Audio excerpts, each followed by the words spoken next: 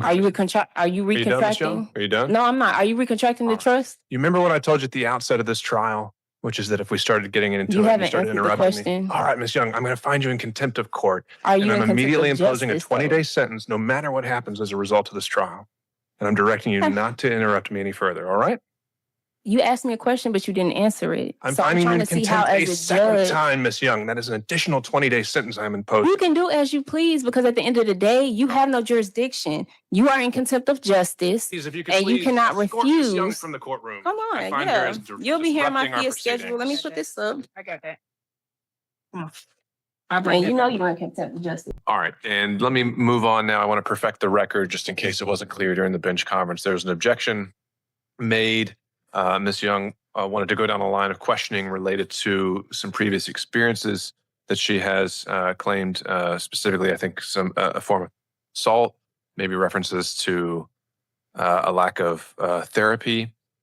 And my ruling was that I had not seen any reason or relevance of that. Those sound like arguments of mitigation of why perhaps you're not as culpable as as the state might allege, that you should receive a lesser sentence if you're guilty of these offenses. But the issues here for the jury to determine are the issues of fact, of whether you did in fact commit any of these offenses. And I haven't seen how a previous sexual assault or a lack of therapy essentially bears on determinations of this at all. But if you want to further argue that or be heard on it, now's an opportunity for you. When I first hired Leaf Howard as my lawyer, he was told of the instance multiple times. I'm not sure as to why you all didn't get it. I was not familiar at the time of the court's process and who I needed to reach out to. I let him do his job. But it was not to my recollection that they did not know of what happened to me. But yes, there was a night that I went door. Are you asking me to? No, I don't really. Yeah, I'm trying to stay big picture, which is what is the reason why the jury needs to hear about this? Well, I don't know who the person was that came after me. Not only did they come after me, but they had a Polaroid picture of me carrying my son to my friend's house. It had a blue blanket, had me with my black outfit on, and I had on a headscarf that I always wear outside. When I saw that picture in the midst of what was happening to me, not only on the day that Captain Winfrey, I don't know if she's still captain, but at the time, she threw me a baby shower. Even when I first started working there, I was called out by, I believe, Captain Winfrey. Captain Winfrey is who we just heard from. No, that was Grady.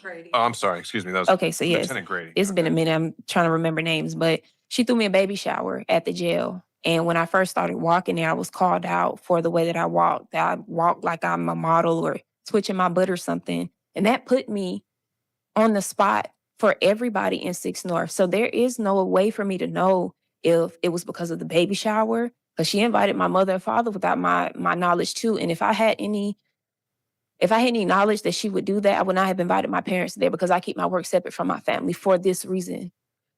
My son was in danger. I was in danger. And there was a instance that happened in the car. Okay, I'm just trying to break this down. Is it your claim that someone from an inmate in the jail or another employee there that may have did this sexual assault? That may have been the one to do. I don't know who the person was. Where did it occur? I tried calling DoorDash to get in contact to see if I can get it, because I called customer service. I parked my car, but I didn't lock my doors. I was having issues with the internet. Let me rephrase. Did this incident happen inside the jail or outside the jail? Outside the jail, but I was working with Fulton County at the time. All right, so the objection came, you were asking Lieutenant Grady whether he had some awareness of a baby shower and that sort of thing. Mm-hmm. Do you have any reason to believe that he did? Because if he's aware of the baby shower... Oh, no, that's not my question, not if he is. Do you have any reason to believe that he was aware of the baby shower or your sexual assault? I would think he does know about the baby shower, because they're all connected. They're always talking, having meetings and whatnot. And it was a surprise to me. So it's like, how else would you get my personal information if you maybe talk to my supervisor, maybe talk to my captain. We've had issues in the past as well, nothing detrimental, but I still need to know where it could have came from anybody. It could have came from Captain Winfrey, could have came from Lieutenant Grady, it could have came from the inmate. What could have come from them?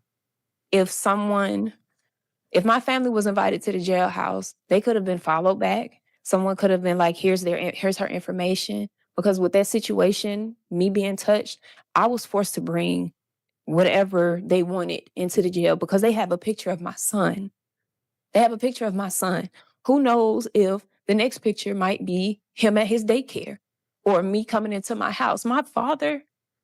Okay. I understand. So any position of the state, I mean, I'm just trying to focus on process procedure here. Right. The things that Ms. Young is saying, I think that if she chooses to testify, she can go into them. I agree, Your Honor, but I think at this point, I don't think there's sufficient basis for her to ask witnesses regarding some type of baby shower. I'm just not clear as to the nexus or the sequence of the events that would make it relevant at this particular point in the trial. Okay. I agree with you there. And what we're focused on is, I mean, at this point, I don't think it would be, maybe this additional, I think you said lieutenant that's coming may have knowledge of this potentially that she could ask about. That is the person who threw the baby shower initially. The person who's coming next. Yes. Okay. Well, glad we're talking about it now then. All right. Well, I think then you can ask this next witness some of these issues. You're going to have to be careful with your phrasing. I think the state's objection to facts, not in evidence, is one that could very well come again. Okay. And we'll see where that takes us.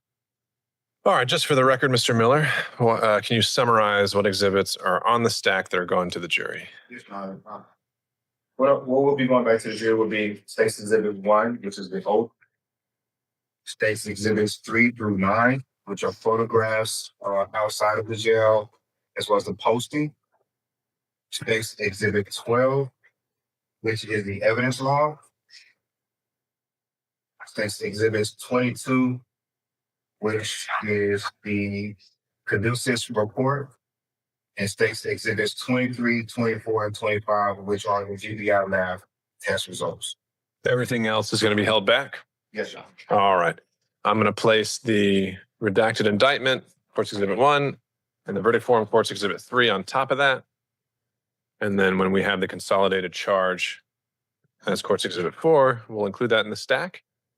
And that will be ready to go back to them when we complete the charge. And Your Honor, may I place a copy of the oath? If you've already got it, just make sure you show Ms. Young that before you do so. I mean, it's a bit redundant since it's also Exhibit 1, but all right. So based on what was just said on the record, is there any objection on behalf of the defense as to what would be going back in the jury room during deliberations? I would say the oath of office. I object to it because that signature, I have to look over my own document again. My signature, if I'm not mistaken, I signed something else. I'm sorry, let me rephrase that. That typed signature, I'm going to have to look at my document and make sure it matches because I'm not sure, I'm not too quite sure if that matches what I actually signed when I started working with Fulton County. And that's all. Well, if that's all, the objection I'm hearing is to the authenticity of this document and whether it should be considered by the jury. That ship sailed when it was admitted and there was no objection. So those being the only grounds, then your objection is overruled and Exhibit 1 would be going back. Any other objections? No objections. All right. So we're holding in place until we have the consolidated version. That's going to take maybe a few more minutes. Are the parties requesting some additional time to prepare for closings? Your Honor, State's ready. No, I just need a brief bathroom break. Of course. Do you need a PowerPoint or anything else like that? I do, Your Honor. So what I would do is I would just take my laptop, if I can, with me to the podium, and I'll just conduct the deal. You're doing the closing? Yes, Your Honor. Okay. And you're opening and closing? Yes, I'm going to do the close. So defense can go first, and I'll do everything at one time. All right. So the state's planning to reserve their first closing And so what that means, Ms. Young, is you'd be up first when we come in and begin closing arguments. Okay. And so we'll just take 15, prepare what you need to, practice your PowerPoint, and just let the jury know about 15 minutes we'll be ready to go. We'll be in recess. Thank you. We are now back on the record. The time is just before 2:05. It's about 15 minutes past when I instructed the parties to be back at 1:50 to begin closing arguments. The state is present. The defendant is not. I've asked our deputies to search the floor. They have not found the defendant. They've also sent someone into the bathrooms. She is not in any of those. And we are also now trying to make a phone call. The only phone number we have is to her mother, who had previously conveyed a message for us Monday morning to have her here to start trial.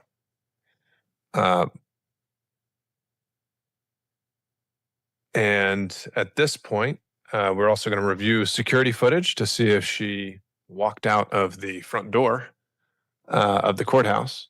But looking at her table, it looks like all of the papers and things that she came with are not here anymore. She left a jacket behind. But otherwise, all of her belongings are no longer here, from what I can tell. And we're now well after the time I told her to come back. She has not been spotted anywhere on this floor. And so I believe that she has now waived her appearance going forward through this trial, and we can proceed even in her absence under our case law. I would instruct the deputies at any point, if she shows up, she should be let in, and she can resume being here. But until she does reappear, we're just going to proceed. So, Mr. Miller, are you still ready for closing arguments? Then let's bring back the jury. Is this for me? Judge, is this hers? I don't know what that This is is. jury charges. Yeah, that's hers. Yeah. Your Honor, Ms. Morgan just went to the office, but she's on her way back now. Okay. Well, I think we can go ahead and just put some things on the record that we need. I need paperwork out my bag if that's possible. Okay, one second. Okay.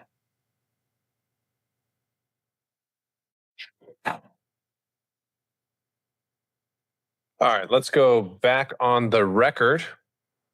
And first, I would like to perfect some information we received while we've been here on break during deliberations, which is that I requested Thank you. Lieutenant Lattimore to review surveillance footage to try and help us locate Miss Young, and he was able to see some footage. And so I'd like Lieutenant Lattimore to share with us for the record what he was able to view and what he observed, and then we'll go from there. So you can just describe that for me, Lieutenant Lattimore? Yes, Your Honor. I was able to review footage of Ms. Young exiting the 136 checkpoint at approximately 1:51. And from the checkpoint, she proceeded down Prior Street, which is south of us, and made a left at Mitchell and Prior, and proceeded east on Mitchell up to Washington Street, where we observed her make a right turn. And at that point is when we lost sight of her movement. And this is all through surveillance footage you're reviewing after the fact. Yes. Yeah. And that's several blocks away from the courthouse. All right. Ms. Young, where were you going? Before I answer that, I previously stated that you were in contempt of justice, because of failure or refusal to proceed in equity under exclusive jurisdiction. Did you not acknowledge that we were in equity jurisdiction? If there's anything else you want to say, Ms. Young, this is your opportunity to have it on the record. But I'm really not interested in getting into a back and forth. So if you had some kind of emergency come up or something else you needed to address, that's what I was kind of curious about. But otherwise, we're going to move on. I did. I needed something to eat. I haven't really eaten since last night. I'm pregnant and I felt like I was about to pass out a little bit. I did kind of forget what time we had to come back. But I got a call from my mother stating that I was supposed to be back in an hour. So that was what took me so long, because I went to grab something to eat and I was going to come back. But after I got that call, I was like, okay, well, he did extend the time. But there was miscommunication there. So I apologize for that, Your Honor. All right. So I just want to break that down, which is it's now about 4:30, and I think they found you trying to re-enter the courthouse about 20 minutes ago or so closer to 4 o'clock. And so you believe that you got a call from your mother saying you didn't have to be back for an hour. And I think we called around 2 o'clock because we were trying to start closing arguments, as I'd indicated. If I can look at my phone records, she called me and told me that I didn't have to be back until an hour because the court, whoever called her. And I've updated my phone number, email address in the Odyssey system. So I'm not seeing why I'm getting reports that you all are calling my mother and my father instead of the phone number I gave.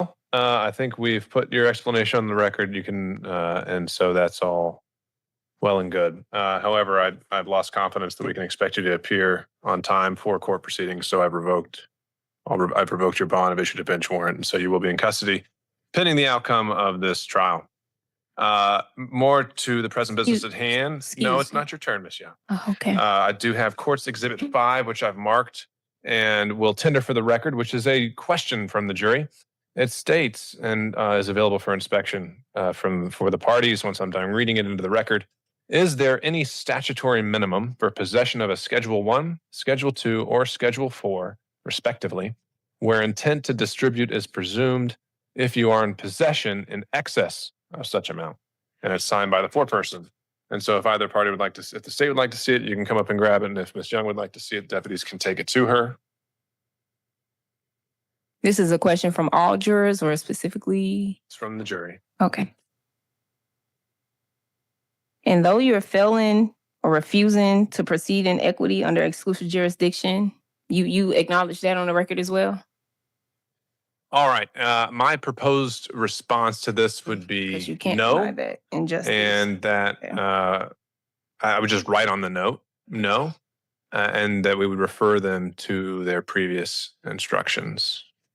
Technically, there is a presumed amount, but that's for trafficking, and that's not been charged in this indictment. They asked specifically about the intent to distribute, whether that's ever presumed based on the amount. As I understand it, it is not. So I think it would be an accurate statement of law to say no, and then just refer them to their previous charges. Any input? First from the state. So they say a minimum. Are they referencing a minimum sentence? An amount? I take the question as a whole. It's a statutory minimum where intent to distribute is presumed. So I know we use minimum in reference to sentences, and that was my first impression as well. But reading it as a whole, it seems to be focused on the evidence of distribution and whether that intent can be presumed based on a minimum amount of drugs. And again, that's where I say the answer to that legally is no. Actually, I mean, it really just says intent to distribute means intent to unlawfully deliver or sell. So maybe the actual relevant charge would be intent generally, which can be shown in many ways, whether it existed from the proven facts before you. It may be inferred by the proven circumstances or by acts and conduct. So actually, maybe what I would do is say no and then just reread the intent charge and then say that they should place no undue emphasis on this charge and only consider it in the context of the charge as a whole. State agrees, Young. All right. Any input from Ms. Young? Yes. So you are not acknowledging the fact that you're in contempt of justice on the record, being that this is equity jurisdiction? Anything else? No, I need an answer, because being that I told you that your failure or refusal to proceed in equity, being that you acknowledge the equity jurisdiction, exclusive jurisdiction will constitute in contempt of justice. I've tried to show you as respondent to all complaints and questions because of the legal special relationship that I have paid on this account. I was about to go and e-file it into the system. Are you in contempt of justice? Are you recontracting? Are you done, Ms. Young? Are you done? No, I'm not. Are you recontracting the trust? You remember what I told you at the outset of this trial? which is that if we started getting into You it, and haven't you started answered the interrupting question. me. All right, Ms. Young, I'm going to find you in contempt of court. Are And you I'm in contempt immediately of imposing a justice, 20-day though? sentence, no matter what happens as a result of this trial. And I'm directing you not to interrupt me any further, all right? You asked me a question, but you didn't answer it. I'm So finding you trying in to see how, contempt a as a second judge, time, Ms. Young. That is an additional 20-day sentence I'm imposing. you can do as you please, because at the end of the day, you have no jurisdiction. You are in contempt of justice, Please, if you could and you please cannot escort Ms. Young refuse. from the courtroom. Come I on, find her yeah. as You'll be hearing my disrupting our fee schedule. Let me proceedings. put this up. I got that. I bring And it you know back. you're in contempt of justice. It's okay. You'll be hearing my fee schedule. We're back on the record. I've been informed by Lieutenant Lattimore that the jury has reached a verdict, and Ms. Young is now present back in court. And Ms. Young, I will remind and direct you once again that there are not to be any verbal outbursts, and I'll allow you to perfect the record at the appropriate time, but that is only going to be when I call on you. So with that, we can bring in the jury. All judges are present, Your Honor. Thank you, Lieutenant Lattimore. Please be seated, everyone. Members of the jury, I've been informed that y'all have been able to reach a verdict. And if that is the case, it appears that juror number 8 is our foreperson. All right, if you could hand that verdict form to the lieutenant so that I can take a look and make sure it's been completed. All right, and you can hand that back to our foreperson. And sir, if you could now publish the verdict in open court by reading it, you can remain seated and read it into the record. Count one, possession of a Schedule I controlled substance, with the intent to distribute, you find the defendant guilty. As to count two, possession of a Schedule I controlled substance, we find the defendant guilty. As to count three, crossing guard lines, we the jury find the defendant guilty. As to count four, possession of a Schedule II controlled substance with intent to distribute, we the jury find the defendant guilty.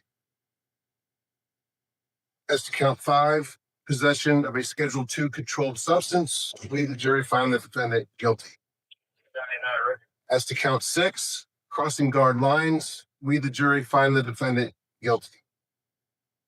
As to count seven, possession of a Schedule IV controlled substance with intent to distribute, we the jury find the defendant guilty.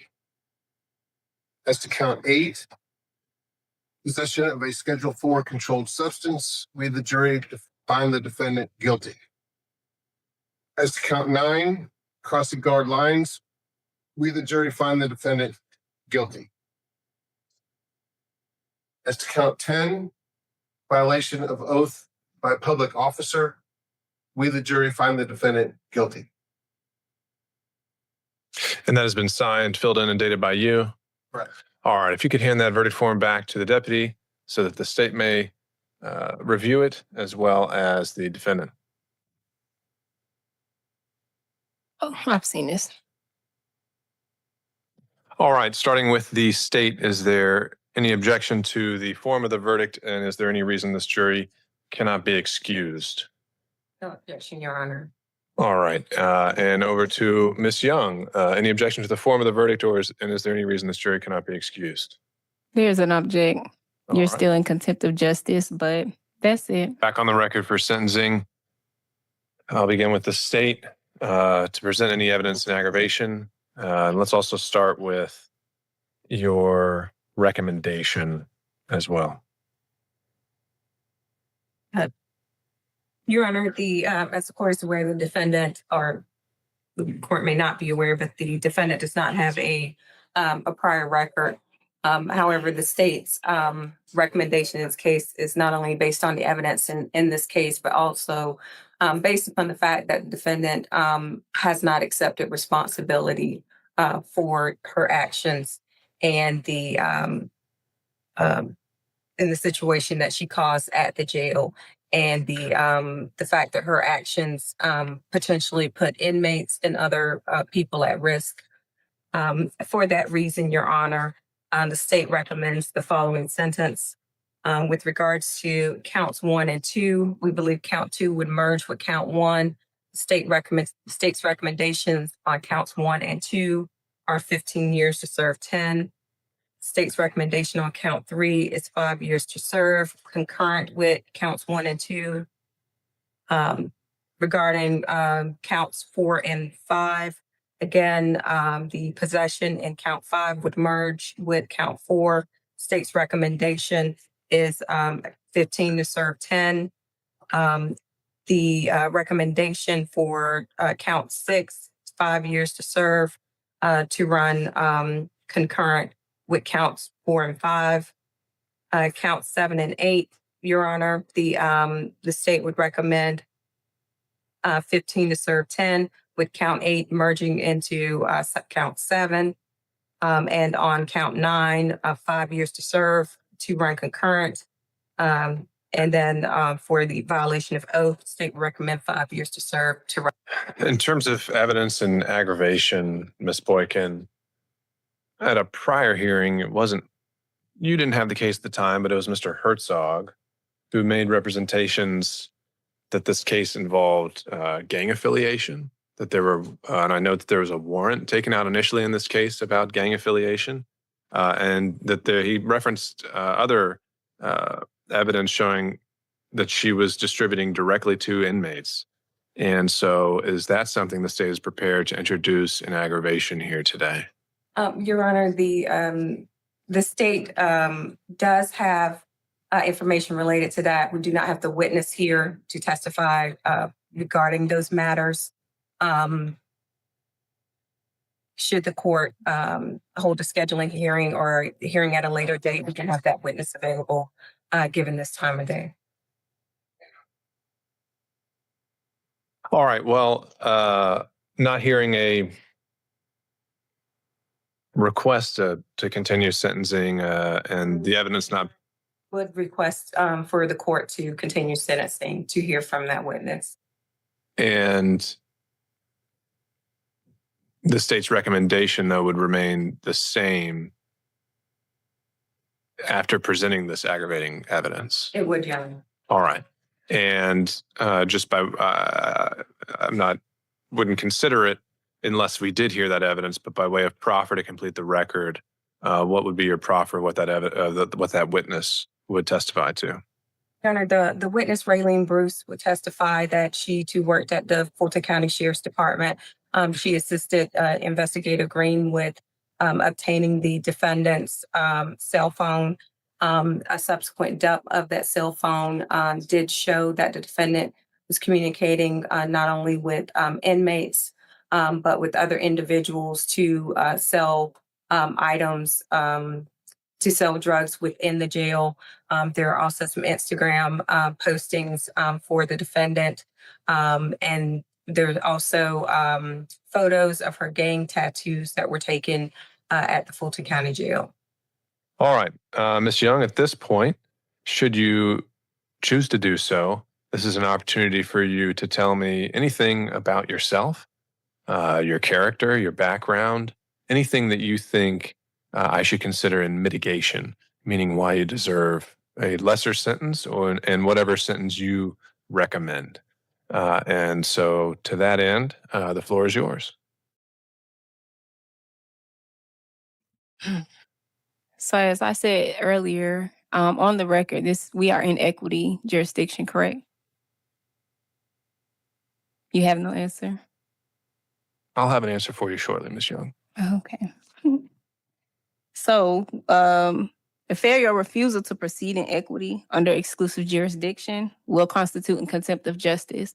As I said earlier, I was seeking administrative remedy, awaiting your communications to be delivered to correct parties. You are in contempt of justice by not allowing the surety, the implied surety, to produce this receipt of payment. So with that being said, my fee schedule will be on the record publicly soon, as soon as I can. But again, I have a 4-year-old son. Like I said, there was a lot of miscommunication. You have been in contact with my mother and my father without my knowledge, and they have miscommunicated the time that I was supposed to be back. I told them the situation.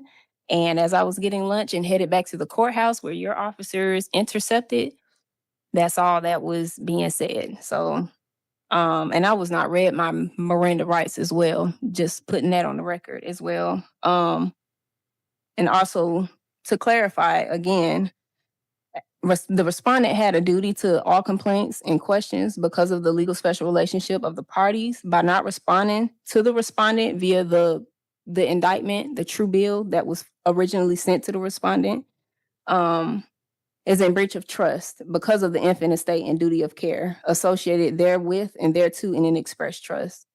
The court and its officials, the prosecutor or the plaintiff, being that the state cannot represent itself, obviously, our legal title holder of not only the express trust, but also the constructive trust, as now have been placed on the record. I share the same or similar name again as the named defendant in their case number 23 SC 192047. However, for clarification, I am not acting in the capacity as the named defendant. I am the beneficiary and equitable title holder. None of this information is foreign to the court. This matter must proceed in equity, and failure or refusal to proceed in equity under exclusive jurisdiction, which you said we are in, will constitute contempt of justice. I am appearing, especially and not generally, I'm trying to let you know that this case has been settled. And until that notice reaches you, until I'm able to go do what I need to do to make sure your notice reaches you, I'm here. So again, I would like to seek administrative remedy, awaiting your communications to be delivered to the correct. Ms. Young, you raised and said that you have a 4-year-old. I do. Who is caring for your 4-year-old at this moment? I have no idea right now because his daycare closed at 6:00 p.m. And so you've left your 4-year-old in the care of a daycare and made no plans. My mother, I have no way to contact. I have no way to do anything because you intercepted before I could do what I was supposed to do. All right. And so your mother has the ability to care for your 4-year-old? I have no idea because I've not been able to speak with anyone. You are holding me against my will right now. So no, I have not spoken to anyone. And what daycare is your son at? Why? Well, the answer would be because we want to make sure he's taken care of, and we actually have some regard for him, unlike what you've shown here today. How have I shown no regard for my son? Do you have anything further to present, Ms. Young? Other than you're in contempt of justice? No. All right. You can proceed to doing. Okay, with that, I will announce the sentence in this case. I'll say I don't believe deferring or continuing this to a later date is needed because I'm willing, at a minimum, to accept the state's recommendation based on what's already been presented. I don't think aggravating evidence is needed here. I'll just start off by saying I don't think I've ever seen a more ineffective presentation at a sentencing hearing. Ms. Young, you've taken no responsibility not only for these acts, but you've completely thumbed your nose at this process and at the law that you swore to uphold. You've lied to me. You've embarrassed yourself and the department you used to work for. Aww. And you've contributed to the crisis we've had at this jail that we've had to experience for years. You're the cause of the danger that everyone who works there and has to be detained there has to experience. So I'm not going to belabor the point, but the sentence in this case will be 40 years to serve 15 years with the balance on probation. We'll stack the charges, and Ms. Young can be removed from the courtroom because she's continuing to disrupt the proceedings. Thank you. Bye.